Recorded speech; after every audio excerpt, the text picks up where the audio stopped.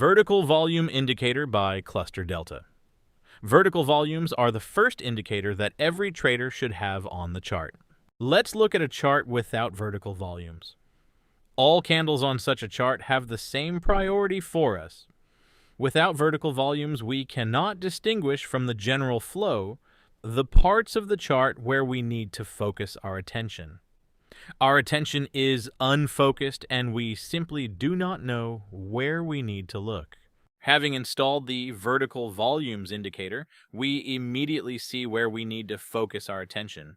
We can immediately highlight the areas of the chart where there was high activity and analyze these areas first. Vertical volumes show us that candles on the chart are not equal in strength. There are parts of the chart with low interest of traders, and there are parts with high interest. We are primarily interested in the areas of the chart with high interest. We understand that a significant part of the daily volume has been traded in this time frame, and only when we understand where there is interest, we apply our analysis to this area. It can be VSA or other types of analysis. Each trader has his own trading system. But one thing is true, all these trading systems should be applied where there is interest of a large number of participants, and we can understand it only when we see how much volume is traded in each candle.